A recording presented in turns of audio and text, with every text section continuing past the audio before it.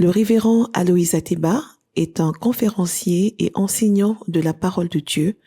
Il est reconnu pour son approche pratique, profonde et inspirante.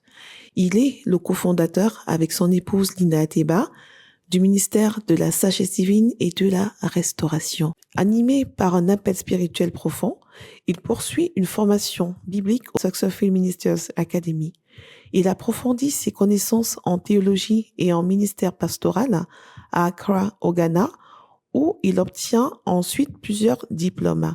Le révérend Aloïs Ateba est titulaire d'un diplôme d'executive diploma in théologie, un executive diploma in Bible counseling, un executive diploma in Bible study, un executive diploma in applied ministry and divinity, et enfin, il va être officiellement ordonné pasteur en novembre 2020 par le bishop Dr. Philip Harry à Accra, au Ghana, fondateur de la Successful Ministers Academy et de la Dominion Church à Londres, lui-même fils spirituel de l'archibishop Nicholas Duncan Williams. Le révérend Aloïs Ateba est marié à Lina Ateba et père de 2 enfants, Shaina et Monique.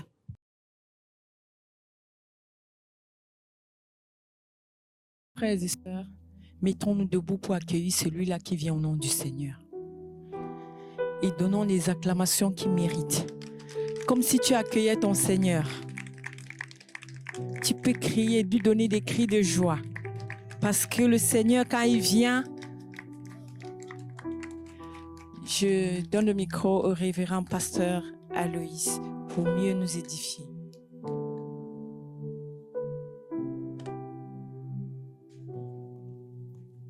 Alléluia. C'est pas facile d'être pasteur et technicien. On est habitué d'aller à l'église, le pasteur est devant. Mais ici, le pasteur est derrière. Parce que le berger est toujours derrière. Le berger n'est pas devant. Il est derrière. Il conduit le troupeau. C'est un peu cette image-là que nous voulons vous communiquer. C'est vrai que dans le côté francophone, parce que moi je fais mes études dans les pays anglo-saxons, on nous a appris qu'un pasteur, il est le premier à travailler, le premier à balayer, le premier à faire. Les côtés francophones, c'est pas ça. Le pasteur, c'est celui qui est assis devant sur le trône. Ça m'a beaucoup causé des difficultés dans certaines églises où je suis parti. Quand je voulais être comme ça, on me dit c'est comme ça. Et pourtant, un berger, c'est ça, c'est le service. C'est le premier à se mouiller la chemise. C'est pourquoi je suis derrière. Que cela ne vous inquiète pas, je reste le même pasteur. Je ne suis même plus pasteur quand je suis derrière. Amen.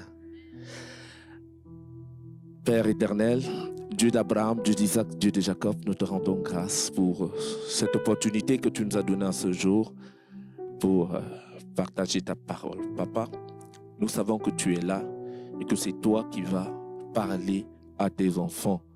Père, nous ne savions pas que nous devons être ici, mais tu as prévu ces jours dans les cieux et nous sommes là uniquement pour accomplir ta volonté. Père, nous remettons donc entre tes mains tout ce qui va se passer ici. Les guérisons, les restaurations, les miracles. Père, agis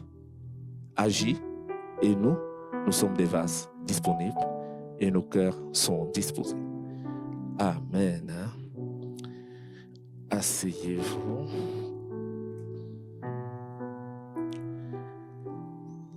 La semaine dernière, comme Kim venait de le lire, nous avons commencé le chapitre sur la délivrance.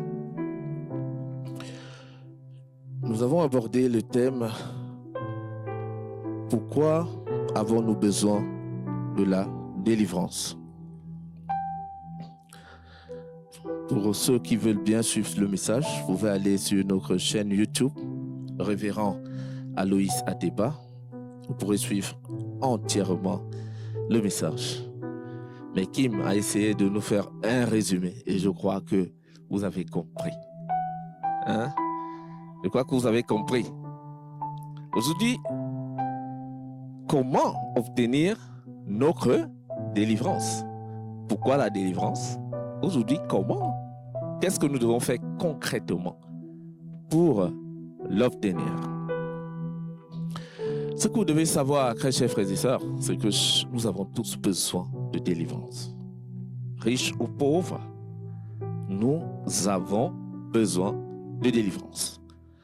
Pourquoi? Parce que la Bible nous dit dans Romains 3, au verset 23, « Car tous ont péché et sont privés de la gloire de Dieu. » Nous sommes nés pécheurs. Nous sommes pécheurs par nature, par naissance. Nous sommes pécheurs. Donc, du fait que nous sommes nés pécheurs, nous avons besoin de la délivrance. Pourquoi encore? Parce que notre sang est plus vieux que nous. Notre sang vient de loin, nous venons de très loin. Et ce sang circule avec des malédictions, ce sang circule avec les bénédictions, ce sang circule avec les maladies, ce sang circule avec beaucoup de choses. Pour que cela ne continue pas sur nos enfants, sur notre progéniture, il faut qu'à un certain moment donné, on s'arrête et dire à notre niveau, ça ne va pas continuer. Par exemple, s'il y a la stérilité dans la famille, on se dit à notre niveau, la stérilité ne va pas continuer. S'il y a la maladie dans notre famille qui tue les gens, à notre niveau, on va mettre stop. S'il y a la pauvreté qui touche les personnes, à notre niveau, on va mettre stop. S'il y a le célibat qui frappe dans la famille, à notre niveau, on va mettre stop. Mais on ne va pas mettre stop avec la bouche. Non. Parce que vous ne pouvez pas prétendre mettre stop à un problème qui existe depuis des siècles en un jour comme ça. Il faut savoir exactement qu'est-ce qu'il faut faire pour mettre fin. Et ça entraîne donc ce qu'on appelle la délivrance. La délivrance qui est un combat spirituel qui demande qu'on soit armé. Et la Bible nous donne tous les outils nécessaires, nous donne tout ce qu'il faut pour pouvoir gagner ce combat. Ça veut dire que dans ce combat, vous avez, vous, votre part de responsabilité. Mais Dieu, lui, il a déjà tout fait. Il a tout fait parce qu'il a disposé ses armes dans la parole. Il nous a tout donné à travers sa parole.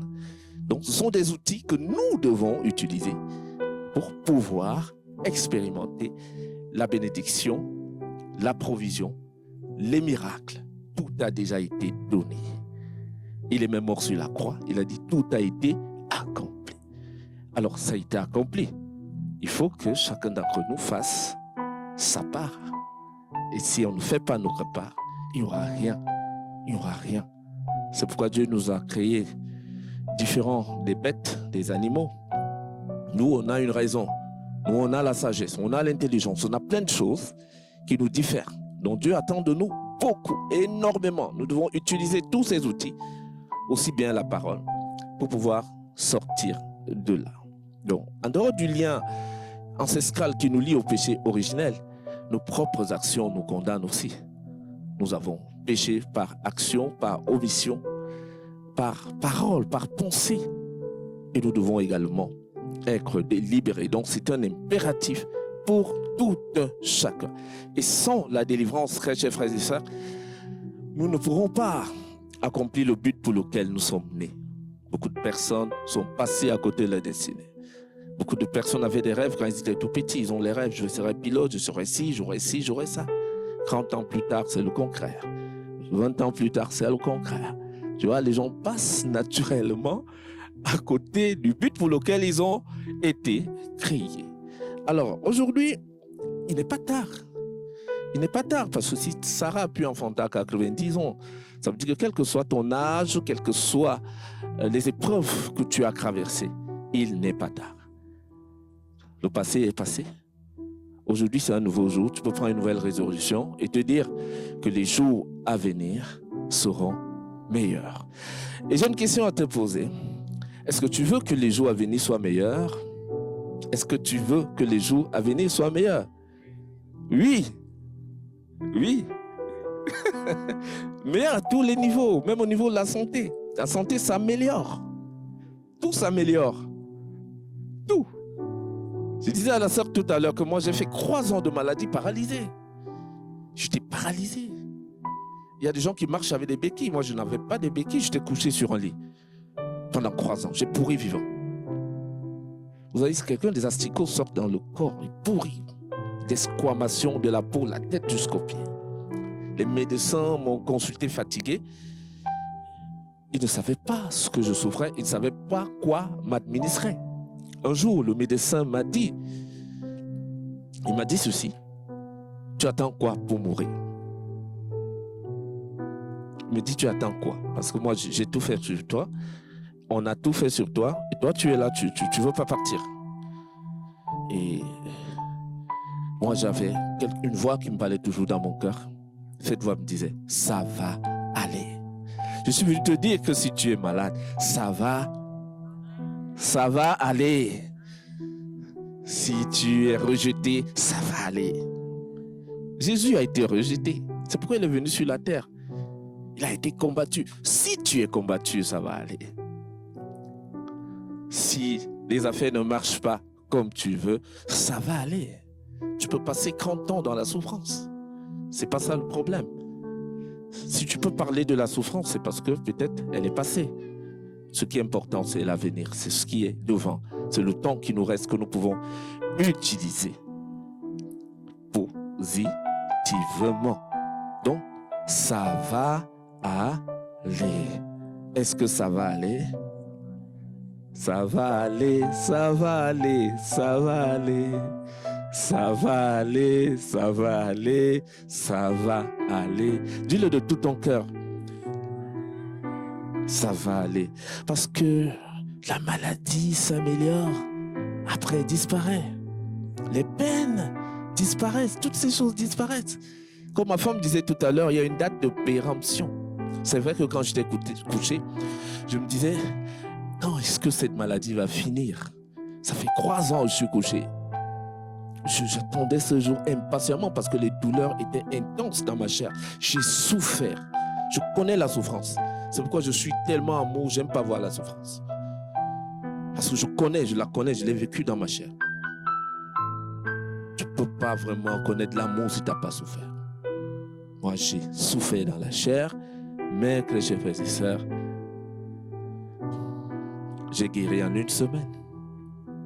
Ça a duré, mais j'ai guéri. Parce que je disais toujours, ça va aller. Donc c'est la même chose que je te dis aujourd'hui, dis ça va aller. N'écoute pas ce que les médecins disent. N'écoute pas ce que les gens disent. Écoute cette voix, ça va aller. Et ne baisse pas les bras parce que ça va aller. Tu n'es pas né comme ça, tu ne finiras pas comme ça. Et parfois, je disais souvent à quelqu'un, il est mieux de connaître vite la souffrance et de finir bien que de ne pas connaître la souffrance et de finir dans la souffrance. Donc si tu as déjà souffert, sois content parce que le reste des jours seront comme ça. D'accord? Oui, depuis que je suis sorti de là, ma vie est bien. Elle est très bien. J'ai payé, j'ai souffert, c'est fini. C'est fini là. Même si quelqu'un veut me mettre dans la souffrance, il ne peut pas. Il ne peut pas parce que le Dieu qui est au ciel, c'est lui qui met stop aux souffrances. Donc quand Dieu a dit stop, qui peut venir ouvrir la souffrance encore? Personne. Quand Dieu a fermé une porte, il a fermé. Et quand il ferme une porte, c'est pour ouvrir une autre porte. Et je vois Dieu fermer une porte qui t'embête pour t'ouvrir une autre porte. La porte de la vie, la porte de la joie, la porte du bonheur, la porte de la santé, la porte du mariage, la porte des finances et la porte des bonnes compagnies. Parce que l'homme, c'est un animal politique, il est appelé à vivre dans une société. Si tu n'as pas les bons amis, tu auras les mauvais amis. Et tu vas souffrir de cela. Donc, il faut que le Seigneur te donne de bonnes compagnies. Comme ça, la vie sera agréable. N'est-ce pas, il est bien de manger ensemble. Quand tu manges seul, ça n'a pas de goût. Mais quand tu partages ton repas, ça a encore plus son sens. C'est pourquoi nous avons besoin d'avoir les bonnes compagnies. Il y a des personnes qui n'arrivent pas à avoir les bonnes compagnies dans leur vie. Ils font tout pour avoir de bonnes compagnies, mais ont toujours les mauvaises compagnies. Ils sont même déjà dépassés, ne savent pas à qui faire confiance, parce que dès que tu dis oui à une amitié, c'est une mauvaise compagnie. Que Dieu te délivre de ce fardeau au nom de Jésus, et qu'à partir d'aujourd'hui, il te met des personnes qui viennent de lui et des personnes qui viennent te rendre la vie agréable. Amen. Hein? Première clé, parce qu'il y en a 5, mais si je déroule toutes les clés de la délivrance, les étapes, on va quitter ici demain. Donc on a un pique-nique. Le Seigneur m'a dit, parle uniquement de 2 clés. La semaine prochaine, là, quand on va revenir là, je vais parler des 3 autres. Mais les 2 que je vais donner aujourd'hui sont vraiment très essentiels, sont très importants. Donc il faut les tenir. Parce que on veut une église des personnes délivrées. Et quand on parle de délivrance, on parle de liberté. Beaucoup de personnes marchent là, mais ne sont pas libres. Et ça se matérialise simplement lorsque tu veux engager un projet. Tu vois que ton projet part dans l'eau sous tes yeux, que tu comprends que ce n'est pas toi qui décides. Même dans tes projets, ce n'est pas toi qui décides. Tu peux engager le projet, mais ce n'est pas toi qui décides. Ça prend une direction. Et on doit délivrer de ce genre de choses. Alors, la première étape, c'est la repentance. Tu es délivré. Moi, je fais des prières de délivrance. Et ceux qui ont déjà prié avec moi savent toujours que je leur dis toujours, commencez par demander pardon de vos péchés. Parce que lorsqu'on n'a pas demandé pardon, on peut prier pour toi 100 ans. Il y a une porte qui est fermée. C'est pourquoi nous devons commencer par nous repentir. C'est la première clé. Dans chaque jour repentez, je vous dis la vérité. C'est la première clé de la délivrance. Se repentir, c'est quoi? C'est reconnaître devant Dieu que nous avons péché. Reconnaître devant Dieu que nous avons péché. Parce que nous péchons en pensée. Nous péchons beaucoup en pensée. Avant les actions ne sont que les conséquences. Les paroles ne sont que les conséquences de nos pensées. Donc, la racine, ce sont nos pensées. Nous sommes à l'image de nos pensées. Notre vie est à l'image de nos pensées. Si nous avons tout le temps de mauvaises pensées, notre vie va ressembler à cela. Si nous avons tout le temps des petites pensées, notre vie aussi sera en fonction de nos pensées. Il y a donc beaucoup de gens qui souffrent du phénomène des mauvaises pensées. Est-ce que vous savez que derrière les mauvaises pensées, il y a Satan? C'est une maladie. C'est une grosse maladie. Il y a des gens qui souffrent tellement de mauvaises pensées qu'ils n'arrivent pas à voir le bien. Ils voient même le mal là où il y a le bien. Ils arrivent à percevoir des choses négativement et c'est parce qu'ils sont malades dans leur esprit. Apprenons à avoir des pensées positives, très chers frères et sœurs. Parce que les mauvaises pensées nous entraînent dans le jugement. Jésus nous a dit, ne jugez point. Parce que la façon que vous jugez, on vous jugera aussi. C'est la même façon. Il y a des gens qui jugent, qui aiment juger. Oui. Parfois, tu ne connais même pas quelqu'un. Comme ce que je vois sur les réseaux sociaux. Quelqu'un ne connaît même pas un pasteur, il ne l'a jamais rencontré. Il commence, les pasteurs sont comme ça. Je sais que les pasteurs, ils sont des faux gens. Il englobe pour les pasteurs à cause d'un seul. Ou de l'erreur d'une seule personne. Pourtant, il y a des gens en cachette qui ont vraiment consacré leur vie à Dieu et qui veulent le servir en vérité. Cette pensée-là peut te plonger dans le péché et peut te faire avoir une condamnation de l'Éternel. Attention ayons de bonnes pensées, parce que si on n'a pas de bonnes pensées, on va émettre de faux jugements et on va perdre la paix. Oui, beaucoup de gens ont perdu la paix à cause de la nature de leurs pensées. Ta paix, tu n'as pas. Parce qu'à un moment donné, tu auras l'impression que c'est le monde entier qui est ton problème. Même les gens qui ne t'ont pas fait quelque chose, tu auras l'impression que les gens sont ton problème. Oh, non, ce sont tes pensées. Ce sont tes pensées. Tes pensées mauvaises vont te voler la paix, vont t'entraîner dans la peur. Tu vivras dans la peur à cause de la nature de tes pensées. Et plusieurs d'entre nous échouent. D'autres n'arrivent même pas à avancer dans leur vie parce qu'elles entretiennent des pensées négatives. C'est parce que la Bible nous demande de faire. Elles attirent même le malheur dans leur vie. Puisque lorsque tu as des pensées négatives, les actions seront négatives, tes paroles seront négatives et ce que tu vas récolter aussi sera négatif. Tu verras des gens partir de ta vie. Les gens vont venir, ils ne vont pas se sentir à l'aise, ils vont partir. Mais tu ne sauras pas que tous ces gens-là partent tout le temps. Parce que tes pensées t'ont construit un sale caractère. Et maintenant, qui veut vivre avec une personne qui a un sale caractère? Personne. Dès que tu commences son genre, on te supporte. On te supporte, même si c'est un couple. On te supporte. Quand on est fatigué, divorce. Oui, on divorce parce qu'on ne se sent plus bien. Vous voyez? On n'a pas besoin d'entretenir les mauvaises pensées. Et beaucoup d'entre nous devons nous repentir sur les pensées que nous entretenons. Parce que tout le reste ne va pas suivre. Si déjà la base, la racine n'est pas bonne. Les actions ne peuvent pas être bonnes. Les paroles ne vont pas être bonnes. Commençons par purifier l'essence que sont nos pensées. Maintenant, quelle est la volonté de Dieu en ce qui concerne nos pensées?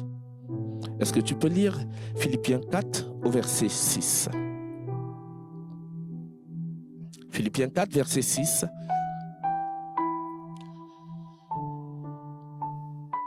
Philippiens 4 au verset 6. Amen. Je lis la parole de Dieu avec révérence. Philippiens 4, verset 6. Ne vous inquiétez de rien, mais en toute chose, faites connaître vos besoins à Dieu par des prières et des supplications avec des actions de grâce. Amen. Amen. Et je crois que ce que je voulais dire, c'est le verset 8 plutôt. Philippiens 4, verset 8. 4, 8, oui. Verset 8. Au reste, frères, Voilà. que tout ce qui est vrai, Ce qui est vrai, tout ce qui est honorable, tout ce qui est honorable, tout ce qui est juste, tout ce qui est juste, tout ce qui est pur, tout ce qui est pur, tout ce qui est aimable, tout ce qui est aimable, tout ce qui mérite l'approbation, tout ce qui mérite l'approbation, ce qui est vertueux et digne de louange, tout ce qui est vertueux et digne de louange, soit l'objet de vos pensées. soit l'objet de vos pensées. Voilà la volonté de Dieu pour vos pensées. Ça veut dire que si tu as une pluie de pensées négatives, c'est qui est derrière toi? C'est Satan, c'est pas Dieu. Parce que Dieu te dit que tes pensées doivent être pures. Tourner vers des choses positives. Tourner vers la joie, le bonheur. Parce que c'est comme ça que ta vie va se dérouler en fait. Il y a une continuité. Tes actions, tes paroles vont suivre. Mais si les pensées à la base, à la racine ne sont pas bonnes, très chers frères et sœurs, votre vie ne va pas décoller. Vous avez aujourd'hui la volonté de Dieu en ce qui concerne les pensées. Je ne veux pas aller au niveau des actions, je ne veux pas aller au niveau des paroles, mais si vous travaillez les pensées, tout le reste sera correct. Tout ce qui est pur, tout ce qui est juste, tout ce qui est agréable, soit l'objet de vos pensées. Ça veut dire que si tu as déjà une pensée, c'est Satan. Parce que ces pensées vont te produire la peur, vont te conduire l'angoisse, vont te conduire la confusion. À chaque fois que vous êtes dans la confusion, il y a Satan. La confusion, c'est un signe que Satan est présent. j'ai souvent travaillé moi-même là-dessus, parce que Satan visite vers tout le monde. Quand je discute avec ma femme et que je lui dis une chose et que ça me met à la confusion, j'ai dit, Seigneur, j'obéis. Si ma femme me dit que je vais faire ce qu'elle dit. Parce que lorsqu'il y a contradiction dans ma tête, je dis, il y a problème. Parce que nous devons être en accord dans tout ce qu'on fait. Mais si on est déjà en désaccord, il y a confusion. Ça me dit que la chose que je dois faire là, il faut que j'arrête ça. Parce que les fruits ne viendront pas. Alors, la repentance implique aussi, chers frères et sœurs, la confession de nos péchés. Ça veut dire, tu entres dans ta chambre, tu dis à Dieu tout ce que tu as fait. Tu cites ce que tu as fait. Avant, à l'église catholique, on allait voir le prêtre. On lui racontait toutes les histoires. C'est pas ce que Dieu veut. Dieu veut que tu lui dises, toi, ce que tu as fait. Que tu te dépouilles devant sa face. Tu dis, Seigneur, j'ai fait telle chose, j'ai fait telle chose. Je reconnais que j'ai péché. Aide-moi. Aide-moi. J'essaye, mais j'arrive pas. J'essaye, mais ça me domine. J'ai besoin de ton secours. Il faut confesser vos péchés. Parce que il y a des jeunes filles qui ont subi des choses parce qu'elles ne parlent pas, c'est resté tabou. Il y a des filles qui se sont fait violer quand elles étaient enfants, dans la maison, qui ont grandi, ça leur a produit des caractères et n'ont jamais en parlé. Il y a des garçons, ils ont vécu beaucoup de choses, ils n'ont jamais en parlé. Et après, ça produit un délinquant, ça produit une personne qui ne veut écouter personne parce que quelque part, il y a des choses qu'on ne parle pas. Est-ce que vous savez que lorsque vous parlez, ça libère? Lorsque vous parlez, ça guérit. Lorsque vous parlez, ça délivre. C'est pourquoi si vous ne pouvez pas parler aux hommes pour que les gens n'instrumentalisent pas votre vie, ne vous jugent pas, parlez à celui qui ne va vous juger. Dieu ne va jamais te juger. Quel que soit ce que tu as fait, il ne va jamais te juger. C'est pourquoi, quand on va dans sa présence, nous devons être libres de nous dépouiller, de dire, Seigneur, voici là où je suis faible, voilà là où je me sens faible. Et Dieu te donnera la force là où tu n'as pas de force. Il te donnera la capacité là où tu n'as pas de capacité. Parce que si tu répètes le même péché, c'est parce que tu es faible. Comment tu peux avoir le plaisir de faire quelque chose qui te dérange? Quelque chose qui te fait perdre de l'argent, quelque chose qui ne te donne aucun avantage, mais tu as de la joie de le faire. Mais plutôt, tu n'as pas la force de faire ce qu'il faut. Beaucoup de gens n'ont pas la force de faire ce qu'il faut. C'est justement parce que c'est un signe qui montre effectivement que nous avons besoin de soutien, de l'aide de Dieu à ce niveau. Demander à Dieu de l'aide. Là, le troisième point de la repentance, ça implique le changement de mentalité. Tu es repenti, tu reconnais que tu as péché. Il faut changer de comportement et de mentalité. Tu ne peux pas dire que tu es repenti et refaire les mêmes choses, refaire les mêmes erreurs, refaire les mêmes bêtises. Il faut changer complètement de mentalité. La Bible dit dans Matthieu 3 au verset 8. Est-ce que tu peux lire là, Matthieu 3 verset 8?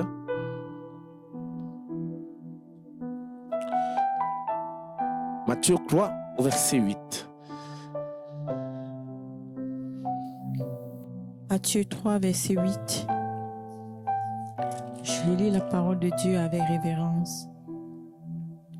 Produisez donc du fruit digne de la repentance. Produisez du fruit digne de la repentance. Et ne prétendez pas dire en vous-même, nous avons Abraham pour père, car je vous déclare que c'est Pierre, si Dieu peut susciter des enfants à Abraham. Amen. Produisez du fruit digne de la repentance signifie montrez par vos actions que vous avez changé. Que les gens disent que cette personne était comme ça, mais depuis qu'elle s'est repentie, nous voyons un changement. Mais ne te repens pas et continue à faire la même chose et te justifier que la chair elle est faible, la chair elle est faible. Comment tu sais que la chair est faible? C'est toi qui l'affaiblis. Oui, par les choix que tu fais, les décisions que tu prends. Hein? C'est toi qui l'affaiblis. Nous affaiblissons la chair. Nous la rendons faible. On peut aussi la rendre forte. Ça veut dire que la chair te demande quelque chose, tu dis non. La chair dit fais comme ça, tu dis non. Et plus tu dis non, c'est comme le muscle. Tu durcis. Tu deviens fort. Tu n'es plus faible, mais tu es fort face à cela. C'est pourquoi la première bataille de la délivrance, c'est à l'intérieur de notre être. Ce n'est pas avec les autres. C'est à l'intérieur de nous-mêmes que la transformation doit s'opérer. Et tant que nous ne sommes pas transformés à l'intérieur, tout ce que nous faisons à l'extérieur, c'est de la paille. C'est de la paille. C'est de la paille, chers frères et sœurs. Donc, montrez que vous avez changé. Que les gens témoignent, qu'on dise que telle personne était comme ça. Ah, elle a changé. On voit, les gens témoignent, c'est plus la même personne. Elle faisait telle chose, elle a arrêté. Elle faisait telle autre chose, elle est devenue une personne, on ne la comprend plus. Fruit de la repentance.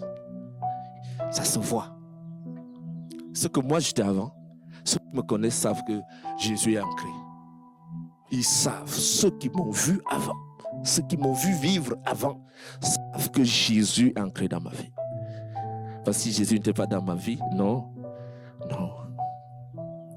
je ne serais pas aussi concentré avec le Seigneur. Voilà. Là, repentez-vous. Jean-Baptiste est mort à cause de ça.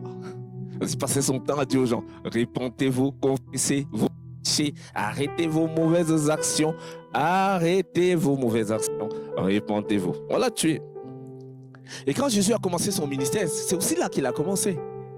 Il a dit, changez de mentalité parce que le royaume des cieux est venu jusqu'à vous. Pourquoi as-tu la force de faire quelque chose qui te détruit? Pourquoi as-tu la force de garder quelque chose qui te mange à petit feu au quotidien, qui te tue à petit feu? C'est ça que tu veux garder, c'est ça que tu veux conserver, mais tu sais que ça te détruit. Pourquoi? La Bible dit que celui qui a soif, fasse quoi? Viens à Jésus. Tu as soif de quoi? De la santé, du mariage, de la paix, de la tranquillité. Celui qui peut étancher ta soif, c'est Jésus. Tu ne peux pas étancher ta soif avec l'alcool, avec des drogues. Tu ne pourras pas. Tu vas boire toutes les bières de la région, mais ça ne pourra jamais étancher ta soif. Tu as soif de quoi? Chacun d'entre nous ici a nécessairement soif de quelque chose. Soif que Dieu fasse quelque chose pour sa vie. Tu as soif de quoi? Tu as soif d'argent. Tu as soif du mariage. Tu as soif de voir un projet se réaliser. Tu as soif d'une vie heureuse et épanouie. Quelle est ta soif? Tu la connais. Mais je suis venu te répondre en te disant, quelle que soit ta soif, c'est Jésus qui peut étancher ta soif. Donc cherche à devenir l'ami de Jésus. Cherche à être sa compagnie. Ne cherche pas autre chose pour étancher ta soif. Ne cherche pas. Sinon tu vas devenir dépendant de quelque chose que tu ne pourras plus lâcher. Tu deviendras dépendant des choses que tu ne pourras plus lâcher, mais des choses qui seront en train de te détruire, en train de détruire ta vie. Quelle est ta soif? Tu as soif de la santé. Approche-toi sérieusement de Jésus. C'est là qui va nous amener au point 2, parce que c'est là que nous avons conclu. Le point 2, c'est le point le plus important. Pour être délivré, il faut accepter Jésus comme Seigneur et Sauveur et faire de lui maître de notre vie. Lorsque nous acceptons Jésus comme Seigneur et Sauveur, il devient le maître de notre vie. Ça veut dire que c'est lui qui dirige nos vies. Nos pensées sont dirigées vers les voies que Jésus nous demande d'emprunter. Donc, Nous ne dépendons plus de nous, mais nous dépendons de Jésus. Pourquoi? Parce que Jésus est mort sur la croix pour nous sauver du péché. Son sang a coulé pour que nous soyons lavés, purifiés et sauvés. Son nom a été fixé au-dessus de tous les noms. Tous les problèmes qui vous dérangent portent un nom. Tout ce qui vous embête porte un nom. Et la Bible te dit aujourd'hui que le nom de Jésus est au-dessus de ce problème. Oui. Le nom de Jésus est au-dessus de la maladie, de la pauvreté, des oppressions, de la malédiction, des échecs, des blocages, des démons, de la sorcellerie. Le nom de Jésus est au-dessus. La Bible dit que lorsqu'il est mort sur la croix, son nom a été élevé au-dessus de tous les noms. Les rochers se sont fendus, les voiles se sont déchirés. Les décrets qui nous condamnaient ont été annulés, les lois ont été annulées. Ça veut dire que quel que soit ce qui te condamne, quel que soit ce qui te condamne, quel que soit ce qui te condamne, le nom de Jésus est puissant. Il est puissant. Il est capable de te libérer. Il a dit dans Jean 14, du verset 13 à 14, lis la parole de Dieu. Jean 14. Jean 14, du verset 13 à 14.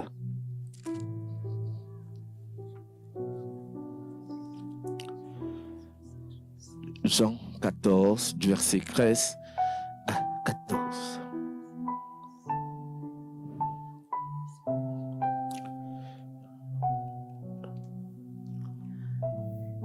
Je lis la parole de Dieu avec révérence. Amen. Et tout ce que vous demanderez en mon nom, Tout ce que vous demanderez en mon nom, je le ferai, je le ferai, afin que le Père soit glorifié dans le Fils. afin que le Père soit glorifié dans le Fils. Si vous demandez quelque chose en mon nom, Si vous demandez quelque chose en mon nom, je le ferai. je le ferai. La question que je vais te poser, est-ce que tu demandes au nom de Jésus? Tu demandes, mais pas peut-être au nom de Jésus. Je veux, je veux, je veux. Est-ce qu'à la fin tu dis au nom de Jésus? Ah non. Ah Seigneur, je veux le mariage. Oh Dieu, je veux les enfants. Je veux la paix, je veux la paix. Après tu dis Amen. Mais où est le nom de Jésus? Il faut appuyer le nom de Jésus. Il faut mettre le nom de Jésus au-dessus. Il a dit tout ce que vous allez demander en mon nom, je le ferai. Tout ce que vous allez demander avec foi, avec conviction, il va donner. Donc, c'est un secret. Appuyez le nom de Jésus sur vos problèmes. Si tu es malade, demande la guérison au nom de Jésus. Vous allez voir, on dit au nom de Jésus, on n'a pas dit au nom de Jésus-Christ de Nazareth. On dit au nom de Jésus. C'était le nom de Jésus qui guérissait les malades. C'était Jésus, c'était pas Jésus-Christ. Il y a une différence. Au nom de Jésus, au nom de Jésus, au nom de Jésus. Mais vous, au nom de Jésus-Christ, au nom de Jésus-Christ. Il y a une différence. Les démons n'écoutent pas Jésus-Christ. Quand tu veux parler des événements qui sont passés sur la croix, tu parles du sang de Jésus qui a coulé. C'est ça qu'ils ont peur. Mais si tu vas utiliser le sacrifice de la croix, tu utilises le nom de Jésus. Jésus, tout court. Je n'ai pas dit que Jésus-Christ, il n'y a pas autre utilisation. Mais je vous donne des petites clés. Parce qu'on parle de la croix, qu'est-ce qui est plus puissant? C'est le sang. C'est ce sang qui est fort. Il est très fort, il est puissant. Les démons, ils ont peur de ce sang. Mais quand on n'est pas sur l'œuvre de la croix, alors on parle de Jésus tout simplement. Parce que quand ils entendent le nom de Jésus, tout de suite, ils ont peur. Alors, toi qui as des blocages, tu as des activités qui sont bloquées, des projets bloqués, des dossiers bloqués, applique le nom de Jésus sur tes affaires qui sont bloquées. Un dossier est bloqué, depuis on ne t'appelle pas, tu tournes, tu te poses des questions. Applique le nom de Jésus. Applique avec insistance. Applique avec insistance. Parce que derrière tout ce qui résiste, la persévérance brise. La persévérance est là pour briser tout ce qui résiste. Alors applique, applique, applique. Oui, si tu veux te marier, demande ton mariage au nom de Jésus. Si tu veux des enfants, tu les reçois au nom de Jésus. Tu veux un travail, tu reçois au nom de Jésus. Quel que soit ce que tu veux, confesse-le au nom de Jésus et tu obtiendras ta délivrance. Vous avez la clé aujourd'hui. Vous savez, il faut qu'on sorte du christianisme des récitations. Parce que le christianisme, en fait, c'est une religion pour qu'on nous perde dans le surnaturel. C'est pourquoi Jésus nous a montré l'exemple en marchant sur les eaux, en ressuscitant les morts, en faisant voir des aveugles, en faisant marcher des paralytiques. Oui, c'était pour montrer la puissance. Parce que le monde d'aujourd'hui a besoin de la puissance, a besoin de voir Dieu en action, Dieu en œuvre, Dieu qui agit. Si c'est pour vous dire comment l'église est née, les gens, il y a les poussins, il y a les professeurs, ils peuvent vous raconter l'histoire. Jésus est né à tel endroit, sa tombe est à tel endroit, son oncle était tel, sa tante était telle. On peut te citer cette histoire. C'est pas ça le problème. Le problème, c'est en quoi le christianisme nous appelle aujourd'hui. Quand Jésus disait, allez annoncer la bonne nouvelle, faites des disciples. Faites des disciples. Ça veut dire des gens qui sont comme moi, qui seront capables de refaire les choses que j'ai faites. Il a même dit qu'on pourra faire pour lui. Mais nous, on a le christianisme intellectuel. Hein? Et Satan n'a pas peur de ce genre de christianisme. C'est pourquoi dans Romains 10 au verset 9, tu as trouvé le passage. Romains 10 verset 9. Romains 10 verset 9. Je lis la parole de Dieu avec révérence. Romains 10 verset 9. Si tu confesses de ta bouche le Seigneur Jésus, et si tu crois dans ton cœur que Dieu l'a ressuscité des morts, tu seras sauvé. Amen. La question que je veux te poser, c'est est-ce que tu crois? Beaucoup de gens confessent mais ne croient pas. Vous parlez de Jésus, les gens sont forts. Les gens peuvent te réciter tous les versets de la Bible, mais ne croient pas en Jésus. Et c'est le type de chrétien qu'on a aujourd'hui. Des gens qui ne croient pas que Jésus peut guérir, que Jésus a la puissance, que Jésus peut libérer, que Jésus peut transformer. Les gens ne croient pas. Parce qu'il suffit qu'il y ait une petite situation concrète à ce qu'on veut. Allez, on a perdu la foi. Et c'est ça qui montre qu'on ne croit pas. Parce que si tu crois, c'est ce qui s'était passé sur la barque avec les disciples. Quand il y avait la tempête, ils ont oublié que Jésus était sur la barque. Ils ont oublié qu'ils étaient avec l'homme des miracles. Ils ont commencé à se lamenter. Très chers frères et sœurs, est-ce que tu crois? Vous croyez? Est-ce que tu crois? C'est ça la question. Je ne veux pas te dire aujourd'hui est-ce que tu confesses, parce que je sais que tu confesses. Mais la question c'est est-ce que tu crois? Est-ce que tu crois que Jésus est capable de gérer ce problème avec brio et efficacité? Tu crois? Crois de tout ton cœur. Ne crois pas ici. Crois de tout ton cœur. Mets tes énergies là. Que ce soit ton centre d'attention. Jésus, tu peux le faire. Jésus, tu peux le faire. Même si c'est comme la montagne, tu peux ôter la montagne. Tu peux briser le joug. Tu peux ouvrir la porte. Jésus, tu peux me restaurer. Tu peux me donner une nouvelle vie. Je crois en cela. Ça veut dire que même si les choses prennent une direction que je ne veux pas, j'accepte, parce que je sais que tout ça, c'est pour mon bonheur, c'est pour mon bonheur, c'est pour mon bonheur. Dieu ne va pas vous expliquer toujours la façon qu'il va travailler. Le peuple d'Israël a été libéré en 9 mois, mes chers frères et sœurs. Parce que l'adversaire qui était en face était Corias. Pharaon n'est pas un petit adversaire. Il a eu jusqu'à 10 fléaux, 10. Pour que la volonté de Dieu s'accomplisse, il fallait lui donner 10 fléaux. Et le dernier fléau, c'était il fallait prendre son fils. Il a dit, allez, vous que Dieu est fort. Partez. Je vais vous montrer un peu le niveau de la résistance.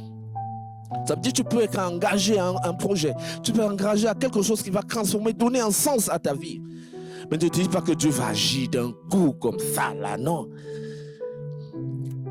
Prends des étapes. Entre-temps, toi tu pries. Tu pries. Entre-temps, tu crois. Entre-temps, tu continues. Entre-temps. C'est pas la Bible qui dit que toutes choses concourent au bien de ceux qui aiment Dieu. Est-ce que vous pensez que c'est toujours les bonnes choses? On te met quand même en prison. Paul et Silas ont été mis en prison. Jésus a été tapé, crucifié. On a mis l'épine sur sa tête.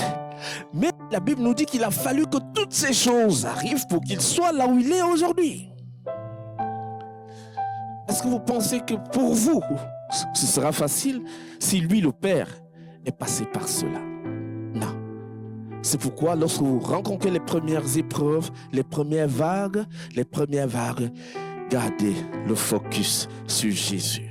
C'est Jésus qui reste mon focus.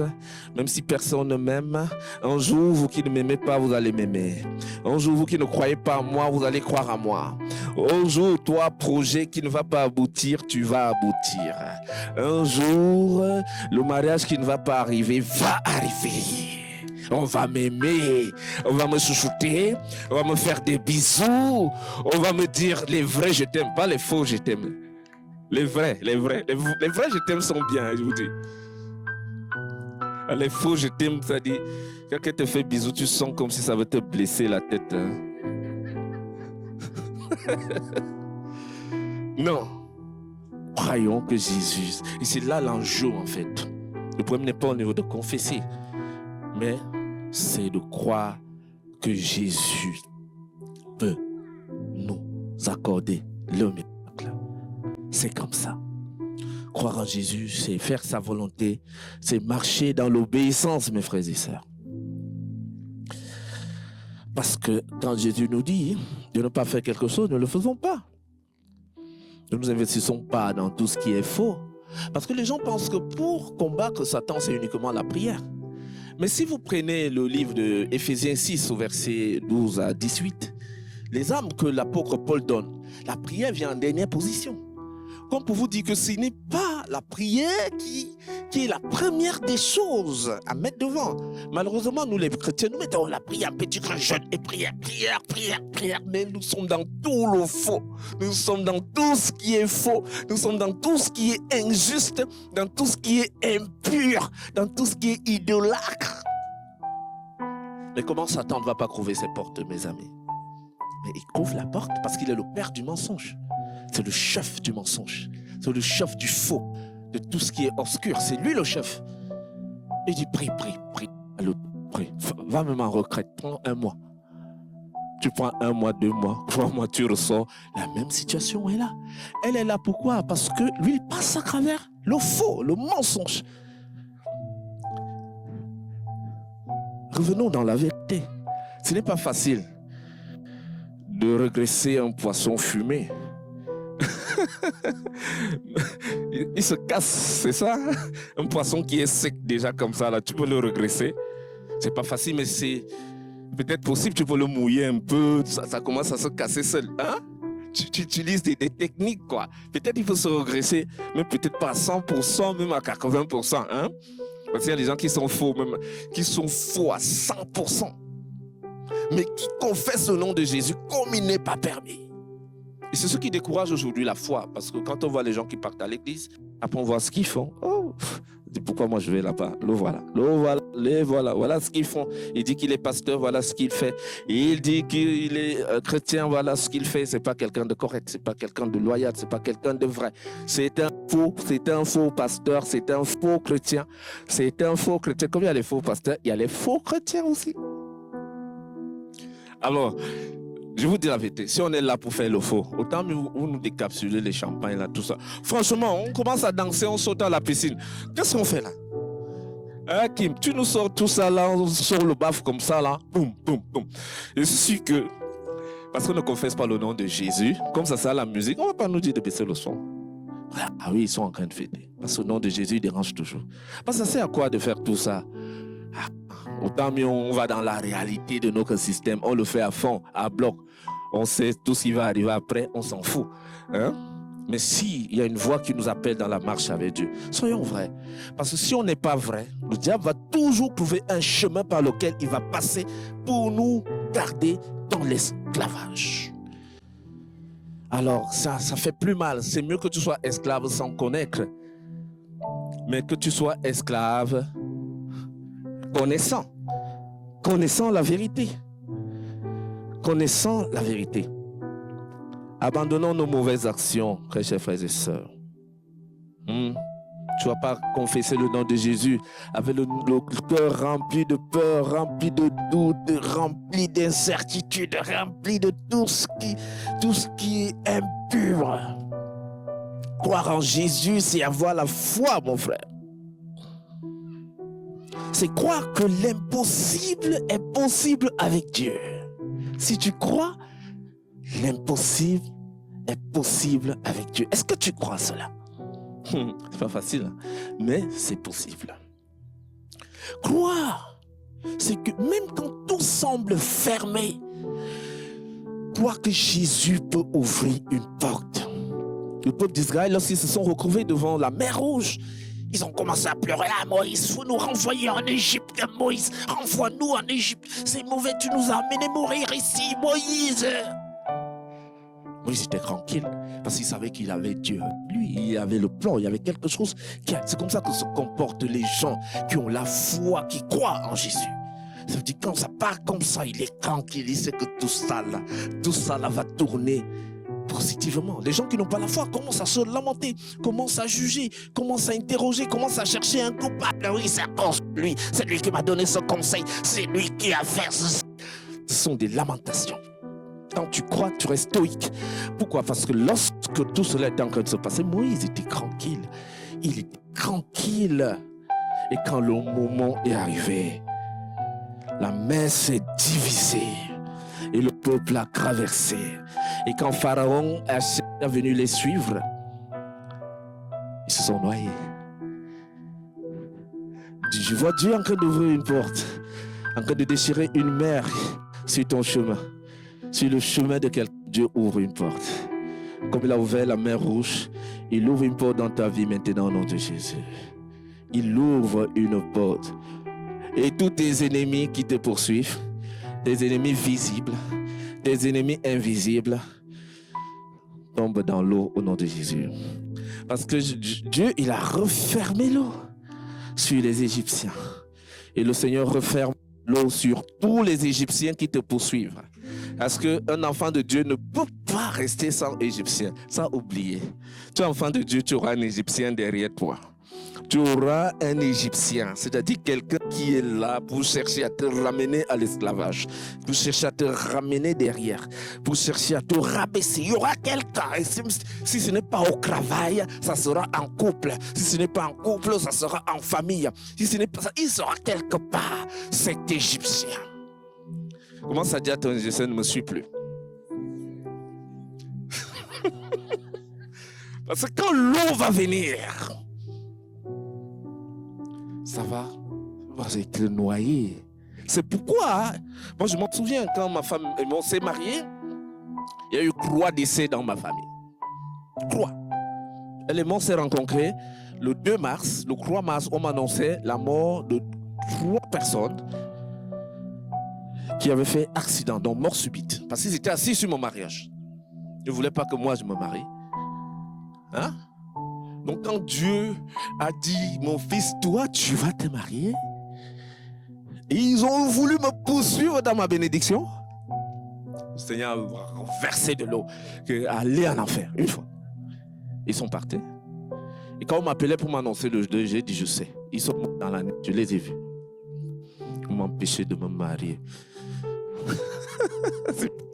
C'est bizarre. Il y a des gens qui veulent vous empêcher d'être en santé, mes frères. Tu es là, tu lui dis, il est là derrière toi, je veux voir comment tu vas guérir. Je veux voir comment tu vas guérir. Je vais voir. Il est là. Il prend, parfois très proche même, ils prennent des nouvelles. Ils veulent savoir à quel niveau vous êtes dans le processus. Tu as l'impression de croire qu'on est en train de chercher à t'aider, alors que la même personne, elle est là, en train d'avoir juste des informations pour t'empêcher de réaliser la volonté de Dieu. C'est pourquoi je vous dis aujourd'hui, dites à ses ennemis, ne me suis plus. Parce que si tu me suis, tu seras noyé. Amen. Donc, croire Jésus, c'est avoir donc une confiance absolue aux promesses de Dieu. Les promesses de Dieu, est-ce que vous les connaissez? Dieu a fait beaucoup de promesses dans sa parole, mais il faut les connaître. Parce que c'est ça qui va nous donner même la force de croire. Il a dit, je serai avec toi. Une façon de te dire quoi aujourd'hui? Ne dis pas que tu es seul, tu n'es pas seul. Dieu est avec toi. Il a dit, je serai avec toi et il est avec toi.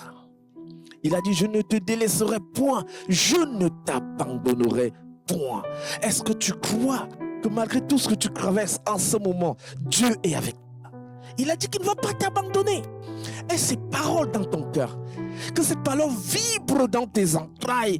Mon Seigneur ne m'abandonnera pas. Même si ce sont des factures que je dois payer, le Seigneur va pouvoir, même à la dernière minute.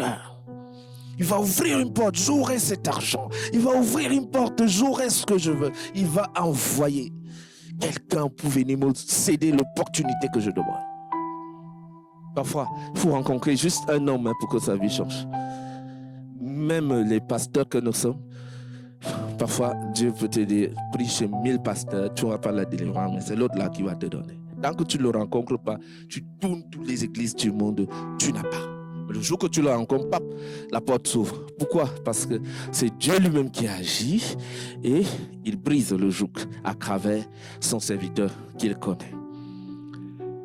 Il dit, je serai avec vous tous les jours jusqu'à la fin du monde. Arrêtez de dire que vous êtes seul.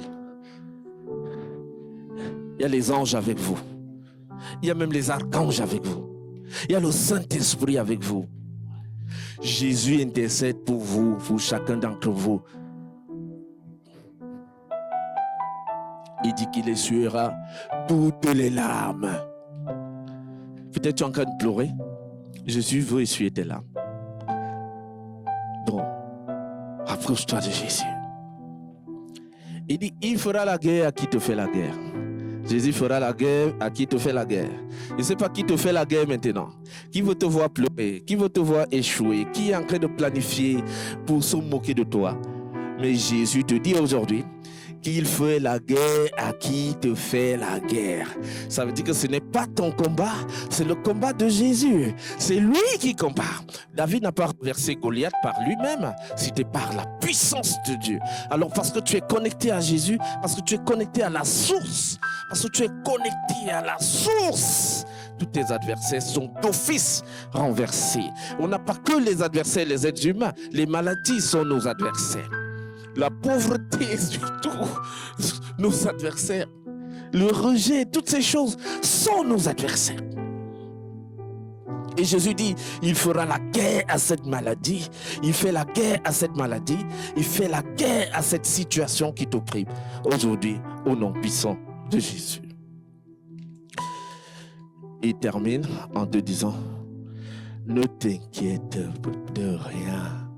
Ne t'inquiète pas. Ne crains rien.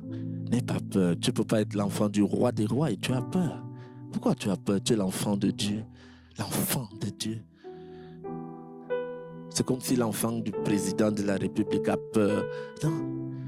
Avec tout le pouvoir que tu as en tant qu'enfant de Dieu et l'autorité qui t'a été donnée, N'ayez plus peur, chers frères et sœurs. Ne vous inquiétez de rien. Votre vie est entre les mains de Dieu. Et il n'y a que lui qui peut décider dans vos vies. Parce que vous êtes son enfant. Et un enfant, c'est celui qui écoute, c'est celui qui obéit, c'est celui qui cherche son père, c'est celui qui joue à côté de son père, qui tourne toujours autour de lui. Ce n'est pas celui qui est loin. Soyez les enfants de Dieu. Parce que si vous n'êtes pas les enfants de Dieu, vous serez peut-être des enfants de Dieu rebelles. Il sera tenté de vous corriger, de vous enlever les choses que vous mettez vos cœurs beaucoup sur ça. Tu peux mettre ton cœur sur ta belle voiture, il t'enlève la voiture là. Tu te dis, ok, comme depuis tu ne me prêtes plus l'attention à cause de ton projet, je vais te toxer ce projet-là. Comme ça, tu vas revenir vers moi. N'amenez pas Dieu à utiliser ces méthodes-là pour vous ramener vers lui. Parce que depuis que tu as donné ta vie à Jésus, tu es devenu son enfant. Même si tu pêches, même si tu fais quoi, tu es son enfant. Ce qui suppose qu'il va te corriger. Pour te ramener à la raison, parce qu'il veut que ta vie produise des fruits. Dieu ne veut pas que ta vie soit stérile. Il veut qu'elle produise des fruits. Je veux que tu répètes donc après moi. Seigneur Jésus, je viens devant toi avec humilité et sincérité. Pardonne mes péchés. Purifie mon cœur. Renouvelle mes pensées. Je renonce à tout ce qui m'éloigne de toi. À tout ce qui m'éloigne de ta volonté. Je choisis de te suivre fidèlement. Je crois que tu es mon Seigneur et mon Sauveur. Par la puissance de ton nom, accorde-moi la délivrance, la paix, la guérison, victoire sur tout ce qui me retient captif. Fortifie-moi, Seigneur. Remplis-moi de ton esprit. Aide-moi à marcher dans l'obéissance, dans la vérité, la confiance en tes promesses. C'est au nom de Jésus que nous avons prié et demandé. Amen. Le révérend Aloïs Ateba est un conférencier et enseignant de la parole de Dieu. Il est reconnu pour son approche pratique, profonde et inspirante. Il est le cofondateur avec son épouse Lina Ateba du ministère de la sagesse divine et de la restauration. Animé par un appel spirituel profond, il poursuit une formation biblique au Successful Ministers Academy. Il approfondit ses connaissances en théologie et en ministère pastoral à Accra, au Ghana, où il obtient ensuite plusieurs diplômes. Le révérend Aloïs Ateba est titulaire d'un diplôme d'executive diploma in théologie, un executive diploma in Bible counseling, un executive diploma in Bible study, un executive diploma in applied ministry and divinity, et enfin, il va être officiellement ordonné pasteur en novembre 2020 par le bishop Dr. Philip Harry à Accra, au Ghana, fondateur de la Successful Ministers Academy et de la Dominion Church à Londres, lui-même fils spirituel de l'archibishop Nicholas Duncan Williams. Le révérend Aloïs Ateba est marié à Lina Ateba et père de 2 enfants, Shaina et Monique.